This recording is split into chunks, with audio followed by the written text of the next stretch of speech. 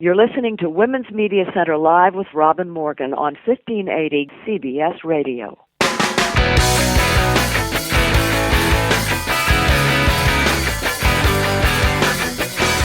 Welcome to Women's Media Center Live. I'm Robin Morgan. Today we'll be talking with some very interesting women indeed. First, with a woman who founded an internet and tech, very practical advice blog, and then a business that grew out of that. Then we'll speak with a pop music duo, two singers who were classically trained and morphed through many personal changes to get where they are now. Last, on the phone from Nigeria, the fiercely feminist young novelist whose work has swept clean the major prize categories for fiction, and whose words are sampled on Beyoncé's song Flawless, Chimamanda Ngozi Adichie. But first, we need to look inside the headlines.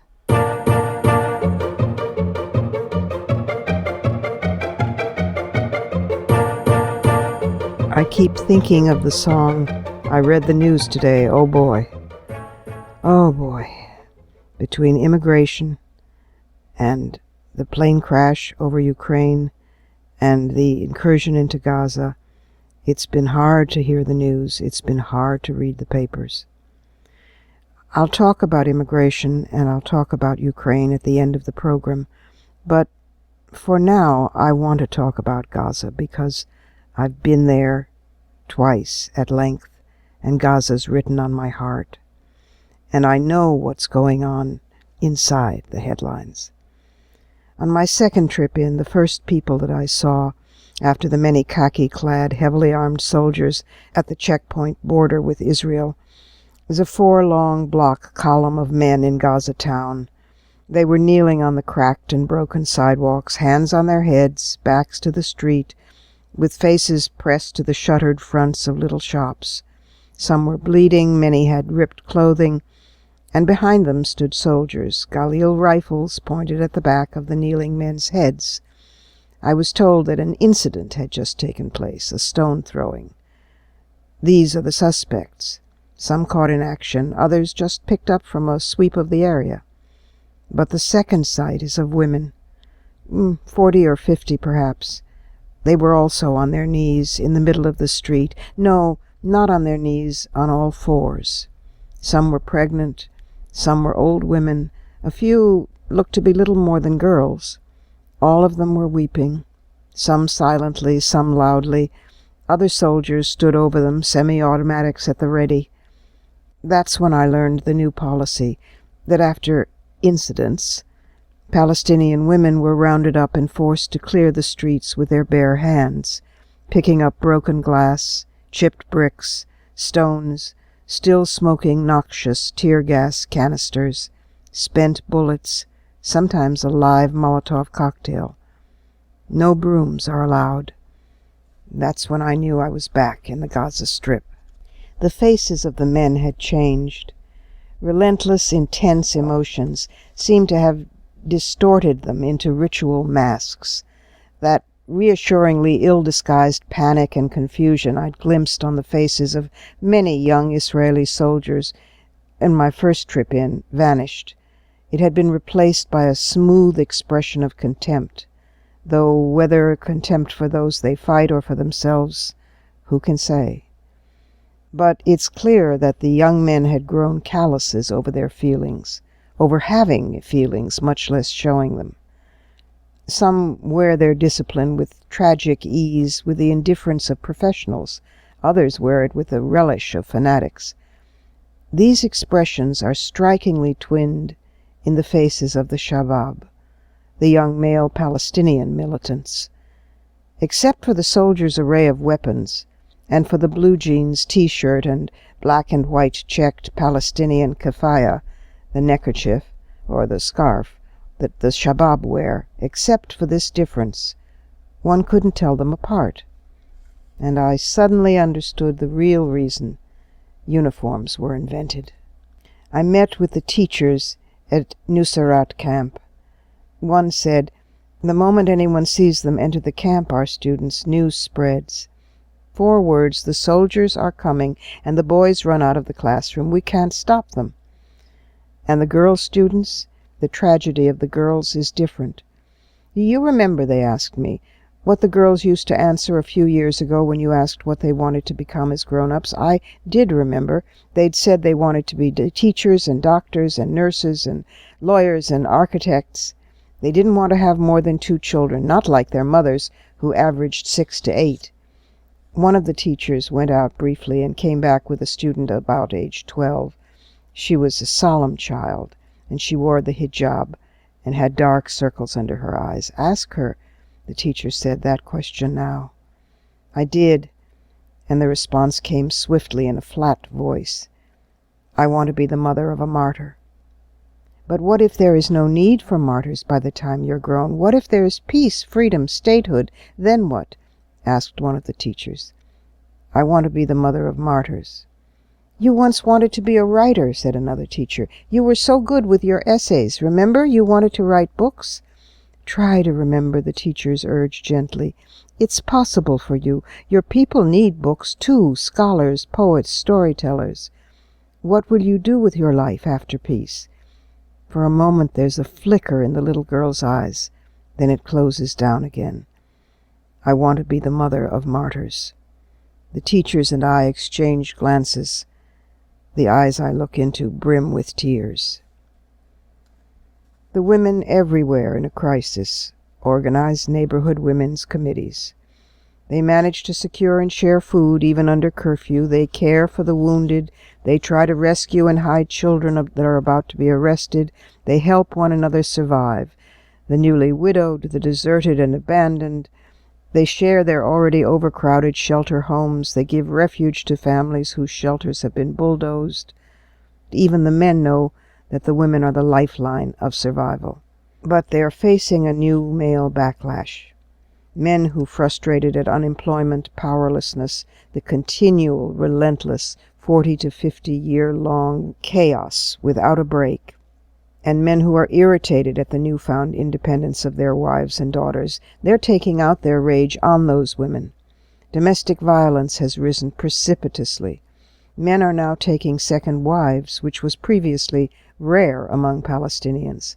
Fathers are selling their daughters to be second wives, quote, "because of the shortage of eligible husbands," they say, due to the death, detention, and deportations. Honor murders, so-called, have been spreading in Gaza. Cases of brothers killing sisters they suspect of having had an affair or even dating a man without family knowledge and permission. Whether or not these young women did so is irrelevant. The mere suspicion was sufficient to justify one young man slitting his sister's throat, and another in Gaza's Maghazi camp locking his sister inside a large freezer for 5 hours while he sat outside listening to her screams and waiting for her to die. I think of these women today, but I think also of Miriam in beach camp in Gaza, who's totally blind, the offspring of an arranged cousin marriage, who grinned and told me, "Women," she said, "we are as realistic as yesterday and as inevitable as tomorrow." And I think of Rita, who recently had given birth to a baby girl, laughed in the face of death and said proudly, "Another Palestinian feminist in the world." And I think of Abla, secretly teaching women and children to read under cover of darkness in a West Bank village, smiling up at me across the frail glow of candlelight and saying, "This is the Intifada, my sister, and beyond it next comes the real one, the women's Intifada."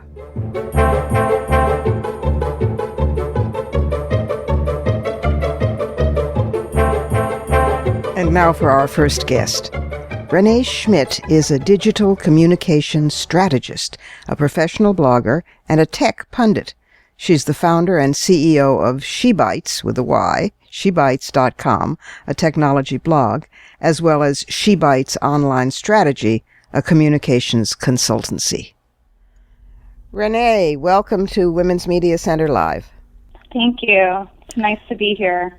Tell us about She Squad. You're the founder and the CEO, and it includes She Bites. That's Bites with a Y, Bytes. I love that name. And She Squad and the whole family of she's that you founded. So She Bites is a technology blog that I created a few years ago that talks about technology trends that could practically improve your life. So I noticed that a lot of technology blogs that were out there were more focused on just giving the what is it rather than the why is it. And so I wanted to create a technology blog that really talks about how a piece of technology can influence my life, how it can improve my life. And so all of the posts on my site are really more focused on that. And of course, I think it also is unique that it's a tech blog from a woman's perspective, because there aren't many blogs out there on technology from a woman's perspective. Right. Well, this is so cool. I have to interject just to say that the idea of how it's used and how it affects your life is in itself very much a woman's take, because the guys, for reasons passing strange to me, maybe their brains are wired differently, I don't know, can get very excited all over the abstractions, of so many, I don't know, nanosecs to the parsecs of the, I don't know what. Whereas women will tend to say, oh, this app is useful because I can blank, blank, blank with it. And so your take is very much not only familiar to me, but welcome to me. Yeah, and you hit it right on the head. Men like to talk about the features of a technology product, the 400 things that it can do. But if I'm not going to use 395 of them, then I'm not really that interested in what its capabilities are. So. Exactly. So give me some examples. I would write about a new app, and that app would be, I might pick an app to write about because I know that it's going to somehow make me more productive or more efficient. So one app that I really like, for example, is called Slice. And it's an app that you connect to your email, and then it keeps track of all of your order confirmations that you receive, and it gives you shipment notifications so you know when your packages are going to arrive. You can see all the purchases that you made. And it's all in one aggregate place. You don't have to mine through your email to find, when this package is going to arrive. So even though that app is, it can save you a lot of time. It could, give you less headache. So I'll write about things like that I really see practical value in, whether it's a gadget or an app or, like a new platform that I've read about or heard about. And that kind of stuff gets me excited because I like to be more productive and more efficient as a person. So there's the blog, which is the blog She Squad or She Bites? What is the...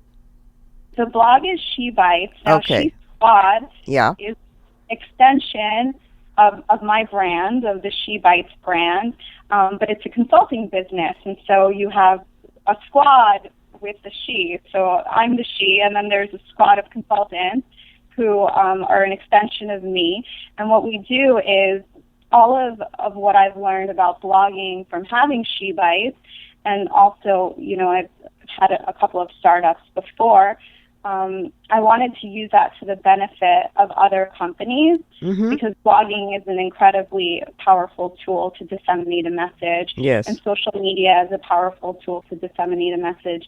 And in launching a couple of companies and having this blog, I learned so much that I created a consulting business that helps primarily Fortune 1000 companies use digital technologies to also find productivity and efficiency and spawn employee collaboration and drive value through those things. And is the rest of the squad all she's? They aren't. There are some she's and some he's, so we don't discriminate based on gender. So really the She Squad, it's my squad. So being led by a woman, kind of that explains the Got she it. aspect. Well, it's nice. It's nice considering all of the centuries when women were, quote unquote, intended to be included under mankind. It's nice that there are some guys working in the She Squad. It's a nice, Yes, totally. it's a turnabout for a change. Tell me something. We've only got a minute or two left, but excuse me, and I'm having a coughing fit. But tell me, the web is both such a miraculous place and the future, and is also such a hostile place for women in so many ways, particularly the kind of nastiness that can be visited on female bloggers, which we've discussed a lot on this program. Do you have any particular thoughts about that? I think that if you're going to put an idea out there and it's controversial, you're going to get backlash. And it could be if you're a man, or it can be if you're a woman. It really is kind of gender neutral from that perspective. I've had a pretty positive experience with blogging. But then again, I don't think I'm really blogging about things that are overly controversial. Sometimes as it relates to women in technology, maybe there's been some differences in opinion. Right.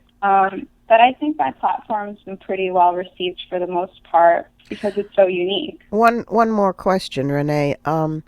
What advice would you give? You're a young woman yourself, but what advice would you give to younger women about entry into the web, social media, the world online? Because if we're not there, we're lost. So more and more women, in fact, are involved at every level, every day. But what particular advice would you give? I'd recommend authenticity, and whatever that means for the woman who's looking to get involved. I think you just have to make sure you never sell out and be who you are. And if you're going to go on social media, then just make sure that you're being true to yourself and you're authentic, because your digital identity, it transcends, and people will Google you and they'll find things and they'll read what it is that you've put out there, and you want to make sure that it's something that you're comfortable with today and 20 years from now too. Okay. And before we go, remind everybody what the websites are and what the URLs are for She Bites and She Squads, the whole thing. Sure. So you can visit She Bites, SHEBYTES, shebites.com, or She Squad, SHESQUAD.com. Okay. And find the She Way into the web. Thank you, Renee, for being with us today on Women's Media Center Live, and all good luck with your work. Robin, thank you so much. It's been a pleasure. We need to pause here for a short break. This is Women's Media Center Live, and yes, I'm Robin Morgan. And we'll be back in just a moment with two women who are lovers and who make wonderful music together, and who together have combated barriers about music categories and disability and distance and a whole lot of other things, including bullying. Be right back.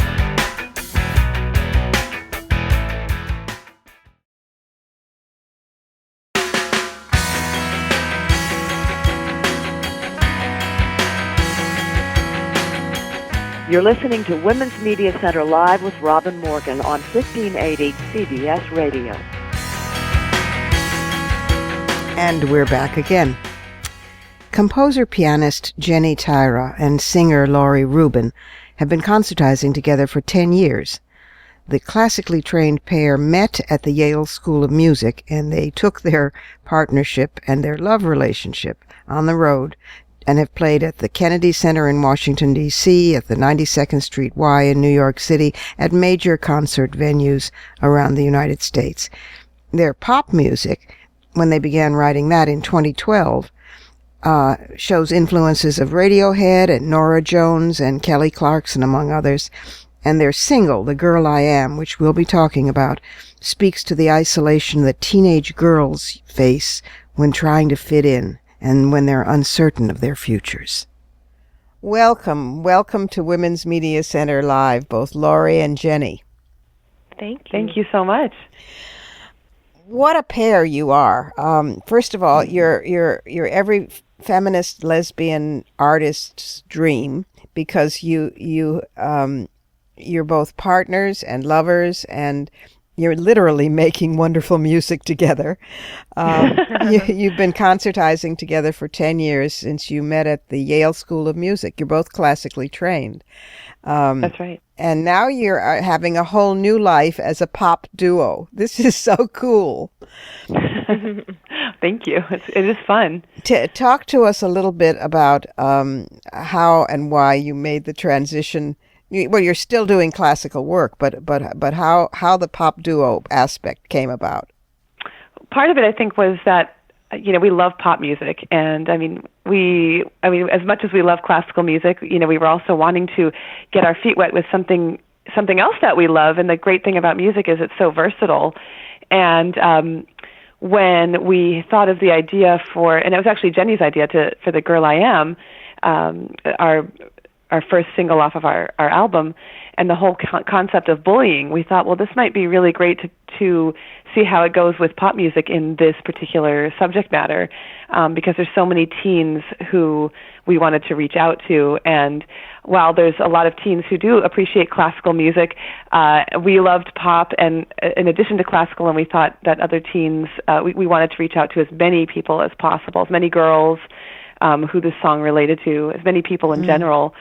And so that was that. And actually the song, once I started writing the lyrics, and then Jenny and I started, I sent her the lyrics, and she immediately started writing music. It just went in that direction. And then we thought, well, why don't we, in addition to what we're doing already, why don't we brand as a pop duo, and we'll find a name for our pop duo so that allows us to do both different kinds of music and still keep both very active. This is just lovely. And it's all music, too. The two of you are now reconstituted as Pure Land, Pureland. And the song that you're talking about is just wonderful. It's called The Girl I Am, and it does speak to bullying. It's the anthem of standing up to bullies. The video of the song is on their website, listeners. It is www.pureland.com. Am I correct? Just a hyphen between the pure and the land, so pure-land. But yeah, right. Okay. Correct. Mm-hmm. It's a beautiful video, and that's the single. That's the first song off this album. I know that Laurie, you're both classically trained, and you've had classical musical careers, and Laurie as an opera singer and a singer of classical music in general has been blind since birth. So all of that genius has gone into your voice. The review. Oh, thank you. Well, the reviews of your work are amazing, and when I saw, when I read your repertoire, I thought, oh my God, she sings some of the favorite things of mine in the whole world: Barber's Knoxville, Berlioz's Nuit d'été, Poulenc's La Voix Humaine, and on and on and on. So I'm very glad that you're reaching out through pop, but I'm also glad that you're not either of you abandoning the classical. Oh no, and I think it's in a way there's a lot of classical singers, classical musicians out there who are afraid of that. They're afraid that once they start doing some other kind of music, they're going to be branded a certain way, and that's just the classical community is going to sort of banish them or something. But I think we're living in a world today where there's so much going on, and there's so many possibilities, and why not open yourself up to be able to do as many things as possible? I know that's everybody's dream is to do as many things as possible. And we're not just one-dimensional creatures. We have to be doing all sorts of things. So I think that's the great thing about life and music, is that it's so versatile. Exactly. And particularly if you're talented in all those areas. If you're not, not so much. But since you two clearly are, why not? Talk a little bit about the book also, Do You Dream in Color? Insights from a Girl Without Sight, that you published, Laurie, in 2012? Yes. Well, actually, this is so funny. Jenny and I were living in New York at the time, and we were both trying to find our way as, 20-somethings, just having graduated from a master's program in music. And Jenny and I were going through auditions and all sorts of things and getting gigs here and there. And but one of the frustrations that I was dealing with at the time was that whenever I would walk into an audition, people would sort of see my blindness first. But it wasn't even just that. They were seeing it how they saw it with their limited experience of it. And Sure. so a lot of people were afraid to hire me. And there was one instance where I did a competition and made the finals and made it very far. And shortly after that final round, I was walking with my guide dog. I had this beautiful black lab poodle cross who everybody would just, they recognized me because they saw the dog first. And so we were walking, and making our way, walking through Lincoln Center. And this woman came up to me and she said, I was at the competition. I was one of the administrators for the competition that you just did. And I've got to tell you, and I thought she was going to tell me something about my performance. Yeah. And what she did was she said, well, I just wanted to say I admire you for trying so hard, for doing what you do, for getting up in the morning, for being brave enough, and all these things. And I thought, that's what's so frustrating about my life, is that everybody thinks that I should be commended for all these amazing things like getting up in the morning, walking from point A to point B. And these things to me are involuntary. These are just part of being human and what you have to do. And what I wanted to be recognized for was the fact that I could sing a high pianissimo for, 4 measures, that kind of stuff, or, do, a sexy rendition of Carabino or something. I didn't want to be thought of as being brave. And so Jenny and I were at dinner that night, and I was venting to her about this, and she said, why didn't you write a book? And I was like, well, who wants to read about my life? It's so boring, But she said, no, but apparently it isn't boring to people. People want to know how you do things. People want to know, and they want to know how, obviously, and then you can tell them how you want to be seen. Yeah. And as it turned out, when I was workshopping the book in a writing class, people wanted to know so much, and they did think that my life was interesting, and here I had taken all this stuff for granted. So I just started writing.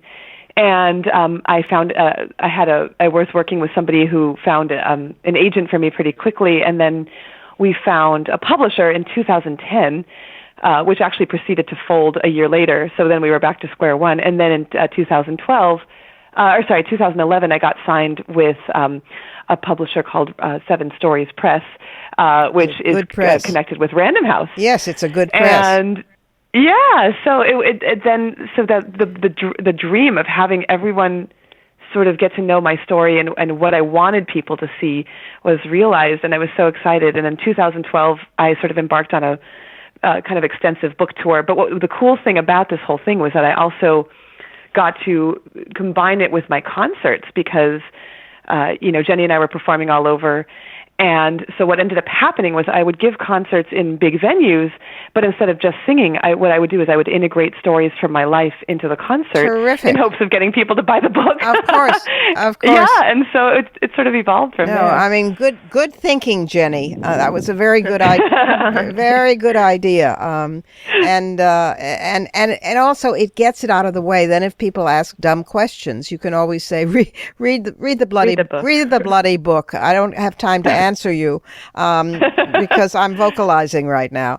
And it is very frustrating because you are coming up against plain old ableism, disability bigotry, when in fact the voice is so splendid, and both of you are so talented that's what the story is. That's what they should be listening for. And that's what the reviews all say. That's why you were performing at the White House and Carnegie Hall and Lincoln Center and all of these places, and still are. So, Jenny, what are you composing these days? Have you the rest of the album? The rest of the album, and actually we're also working on a new project where I'm writing a musical, and Laurie and I are actually working on this also together. We're writing it's a children's musical. Wow. Yeah. It's going to be performed by our. We also run a summer performing arts program here in Hawaii, and so we'll be producing that in the fall. Well, I think that The Girl I Am is going to become the anthem of anti-bullying for girls, and it's much needed, and it's a real contribution to girldom and to just being human and having a bully-free childhood and youth. So thank you for that, and thank you both of you for your artistry. Thank you for being with us on Women's Media Center Live, all the way from Hawaii. It was a pleasure. Thank you. Time for a quick stopover in the Surrealism Corner.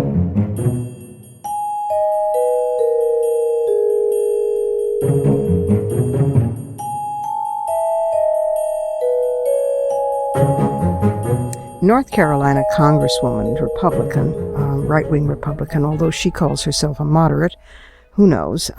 Renee Elmers is running against Clay Aiken in November, and she recently urged the Republican Party, especially the men in the party, to bring the policy discussion, quote, down to a woman's level. Yep. She went on to say, men do talk about things on a much higher level. Many of my male colleagues, when they go to the House floor, they've got some pie chart or graph behind them, and they're talking about trillions of dollars and how the debt is awful. And, we need our male colleagues to understand that if you can bring it down to a woman's level and what everything she is balancing in her life, that's the way to go. Close quote. Well, now, I did a double take over this because the problem is that she ranks these things up and down, high and low, and of course women are on the low end of the stick. But what she's actually saying about the male tendency toward abstraction and women liking practical realities is not untrue and could even be said by a feminist. And then I thought, maybe we should ask her for tea and maybe we can turn her.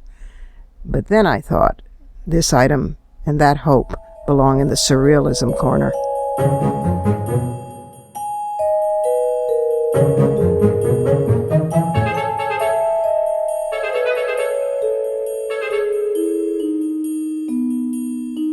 We have to pause again here at Women's Media Center Live. I'm Robin Morgan, and I can't wait to return because we will be talking with a remarkable woman whose admirers range from the most prestigious literary award panels to, wait for it, Beyoncé. Don't go away.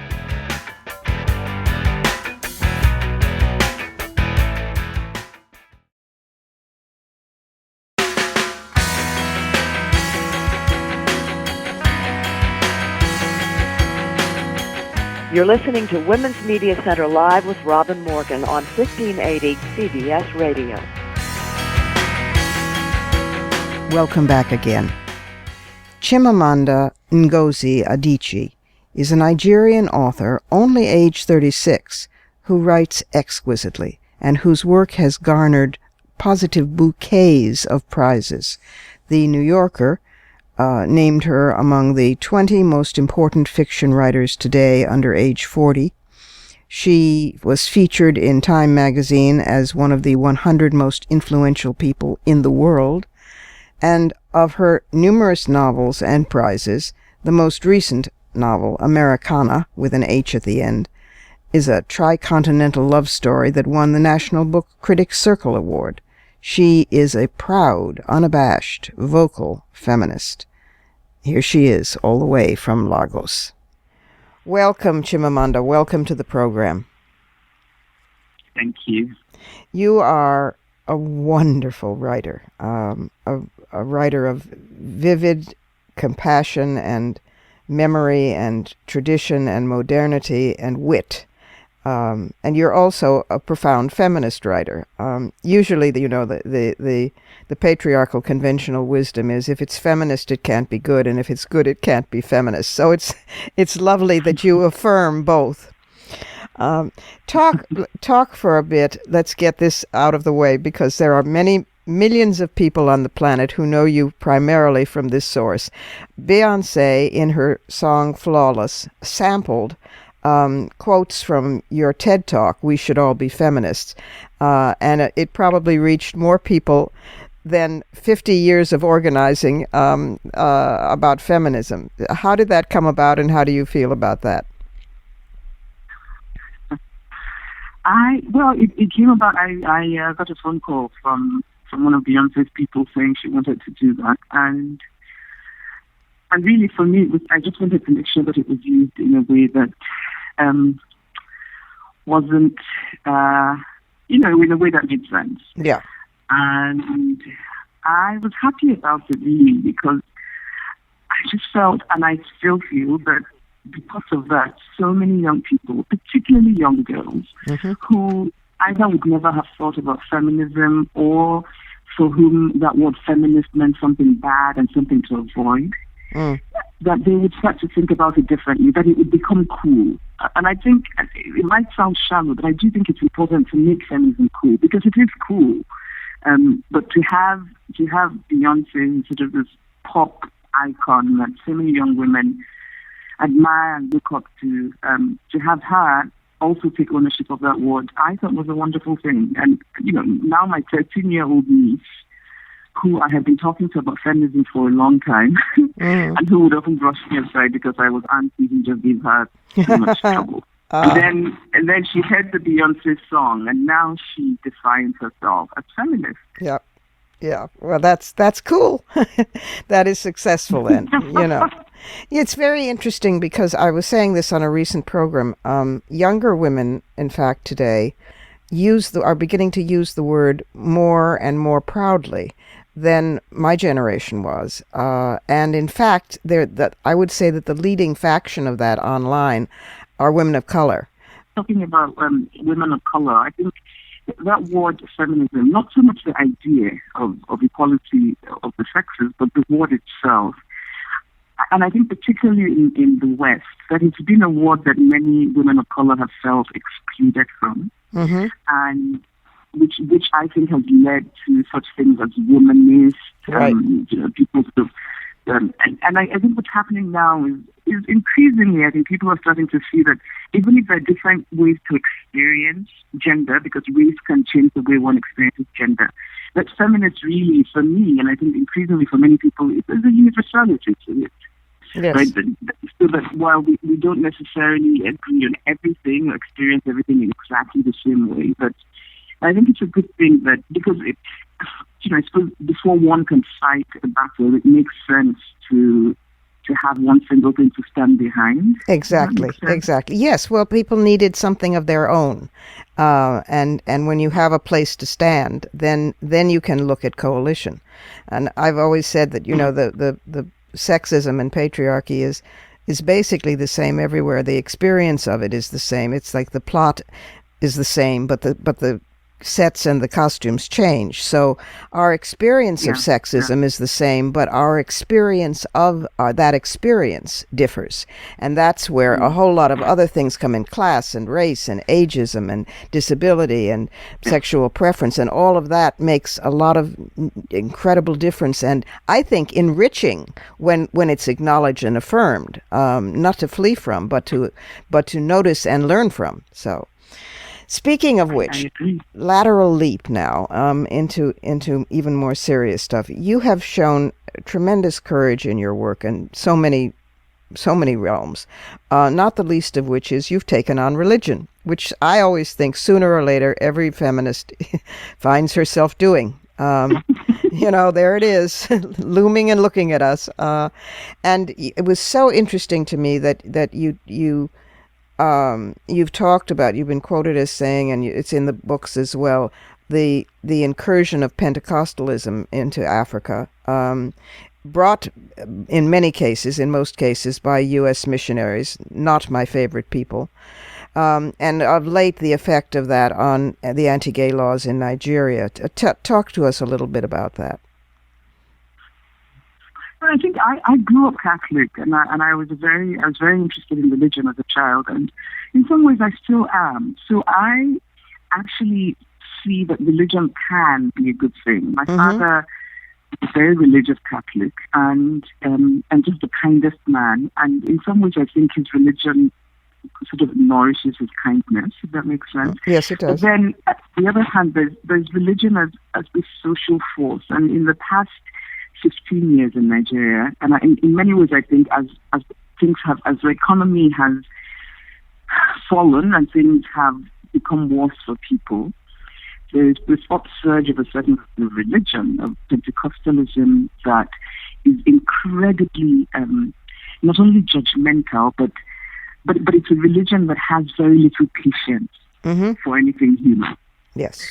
And I find that so it's a religion that teaches you, if you're a woman, you're supposed to, so they tell you things like you have to be silent and obey your husband, and that becomes a virtue, and that becomes part of how religious you are. Yeah. And people buy into this. And then, of course, there's the homophobia, where people are taught that God hates gay people, therefore you should hate them, and somehow this is a good thing. And I find it very troubling, because I think that religion could very easily do the opposite. And I think that there is a kind of progressive religion, I wish there was more in the world, where people could actually be taught the opposite, which is, to be taught that God is about love, and that you really shouldn't be hating other people because somebody tells you that it's a good thing to do that. Yes. And so I felt strongly about it, particularly about the homophobia, and that this law had been passed in Nigeria, which meant that gay people will be attacked. And of course, this also had a class component, because if you're wealthy and people think you're gay, they leave you alone. If you're poor and people think you're gay, they might attack you, and they might have the police arrest you, and the police might brutalize you in detention and that sort of thing. And I wrote it for a Nigerian audience, and I wrote it because I was hoping that I could change even one mind. And I think particularly Nigerians of my generation, who I felt hadn't really thought about it in other ways. For them, it was simply a religious issue. God hates gays, therefore we hate gays. And I wanted to turn more into a human issue and to say to them, we all know people who are gay. Maybe we didn't have the language to define them as gay, but we know them. Of course. And so the idea somehow that they're not human, or that they're not African, which is another sort of common name that people in government use. I wanted to push back and to say, let's think about this differently. And of course, I got a lot of negative feedback. But then for every 10 people who said to me, oh, we no longer admire you, we will no longer read you because you like gay people, there was one person who would say, I'm starting to think about this differently. And for me, it was worthwhile. And I keep planning to say more. I don't, it's really, for me, not something to be questioned. It's something that one must speak up about. And I happen to have a voice, and I know people, listen sometimes when I speak, and so I will. Fortunately. More and more, fortunately. You refer to having written a particular thing for a Nigerian audience, and I was thinking as you said that one goes through the narrow gate in order to reach the universal, because your writing is universal, and clearly it has begun to be realized as that, recognized as not only because of the success of Americana and the film that was made, Half of a Yellow Sun, and even the very first one, the Purple Hibiscus, and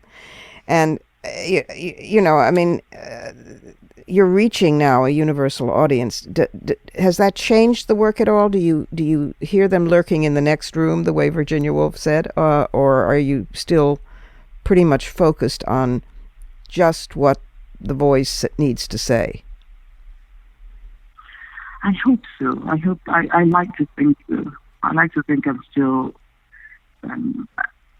particularly when I write fiction, I think I'm still very much about, it's still very much about wanting to tell the story in the way the story wants to be told, and hoping that the spirit speaks to me and that sort of thing. Right. Because in general, when I started to write fiction, I think I did make the conscious effort not to think about audience. And I think it might also be because I, being Nigerian, being Igbo, being African, coming from a very close-knit family, I didn't want to think about my family when I wrote, because then I would censor myself. Right. So, and I think that's really helped me quite a bit, because I really just don't think a lot about audience. I don't think about who's going to read it. And I think it's probably why I still have this incredible sense of wonder when a reader from Japan connect something, because I just have this sense of, really, you got it. Right? Yes. Oh, yes. I think it was Mary McCarthy who said, I write fiction so that I can tell the truth. The difference between truth and fact. And that's a whole world that one enters, and yours is an extremely rich world, and dare I say, loving one that one enters into with your fiction and your language. I'm a sucker for language.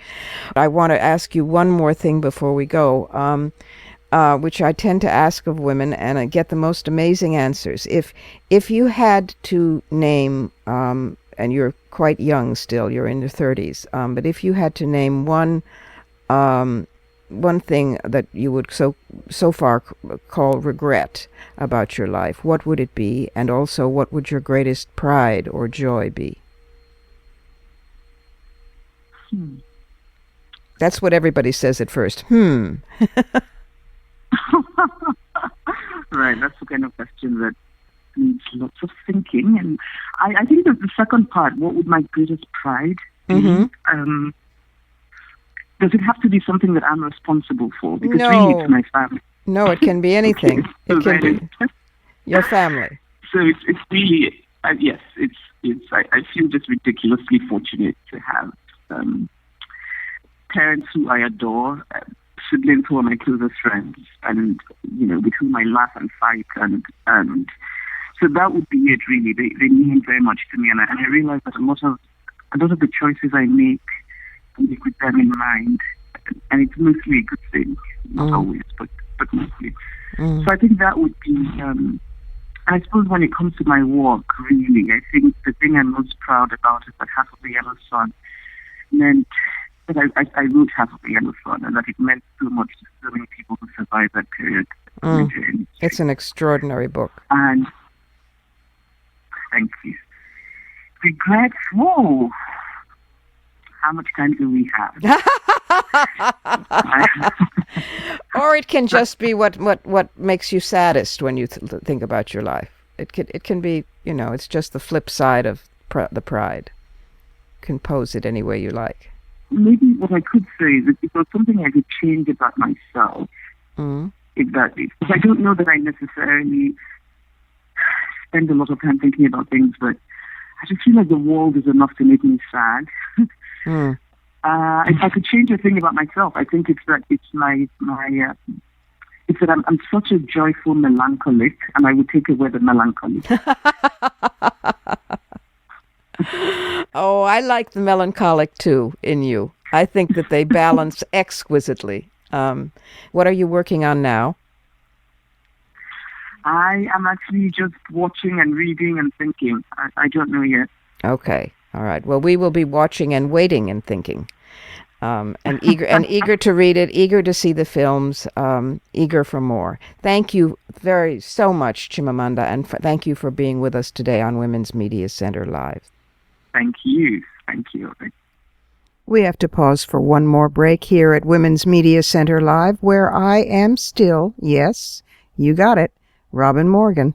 You know what you're listening to, and you know who you're listening to, so I don't know why I have to keep saying this, but in any event, now I have. And when we come back, we'll come back, you bet, with fighting words.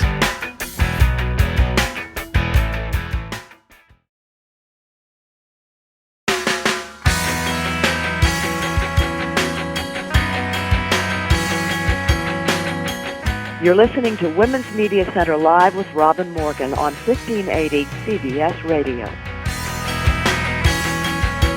Welcome back again to Fighting Words.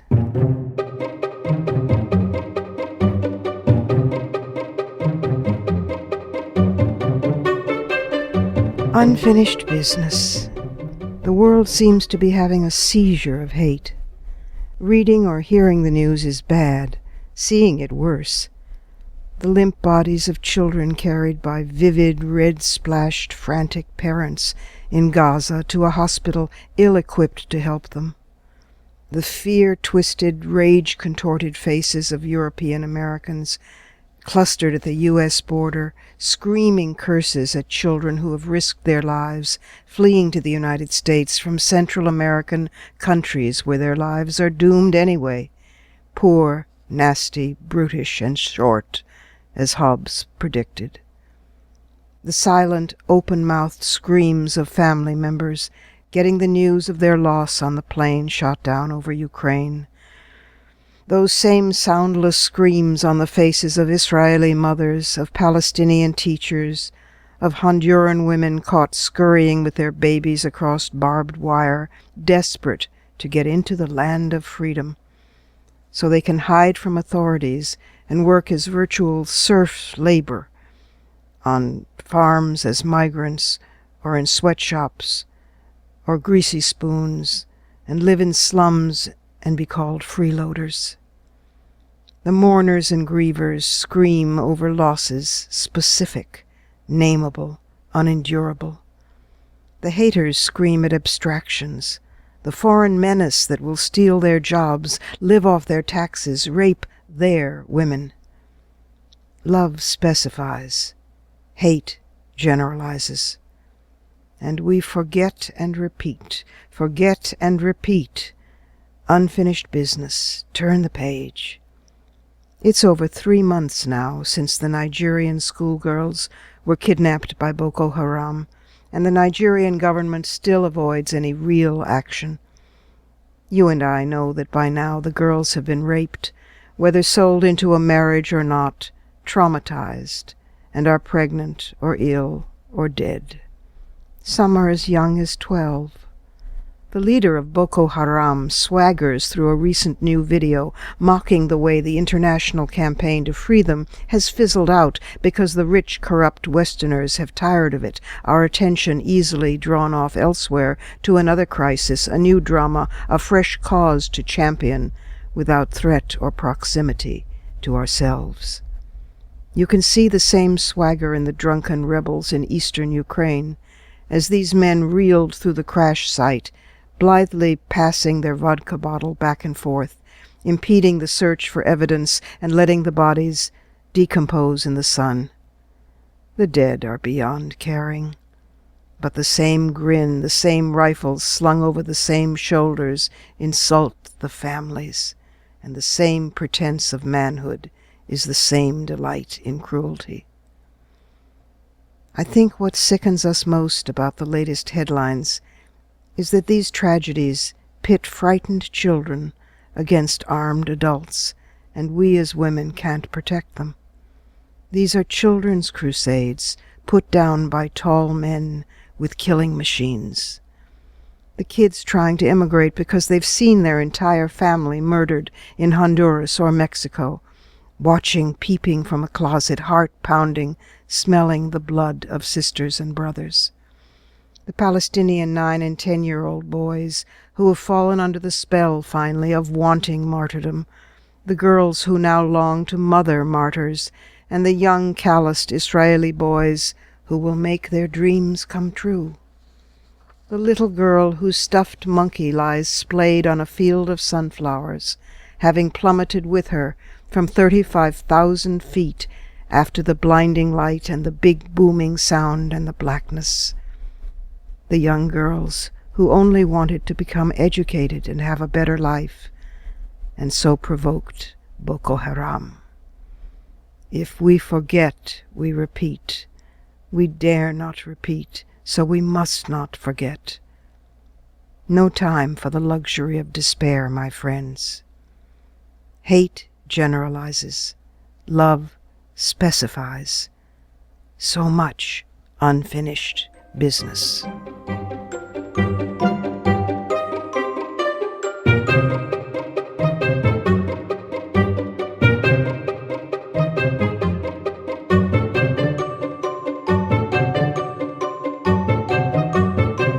And that's it for this week. You've been listening to us on CBS Radio WJFK 1580 AM, or you've been visiting us at WMCLive.com for this and for a whole rich archive of every one of our previous episodes. Be sure to find WMC Live on Facebook, Twitter, and at iTunes worldwide, where you can stream, download, and subscribe to the show's podcast. Portions of this program were taped earlier. Views expressed here do not necessarily represent the WMC. Here's the family for Women's Media Center Live. WMC President and Executive Producer of this program, Julie Burton. Senior Producer, Crystal Williams Chancellor. And our founding sponsor, Regina K. Scully. I'm Robin Morgan. Thank you for being with us. We're going to take a few weeks off and be back with some planned treats and some great surprises in September.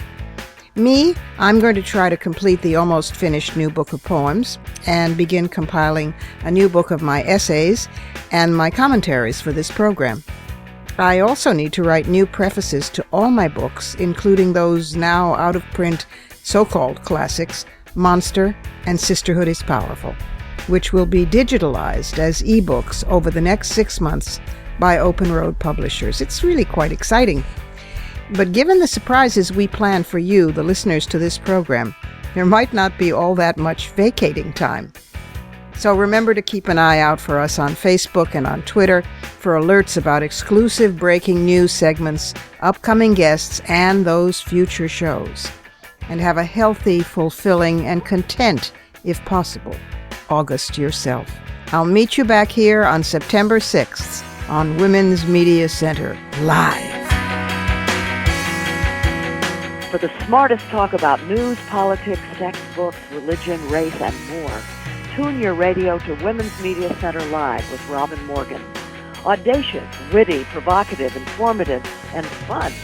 It's Women's Media Center Live with Robin Morgan on 1580 CBS Radio and WMCLive.com. Talk radio with a brain.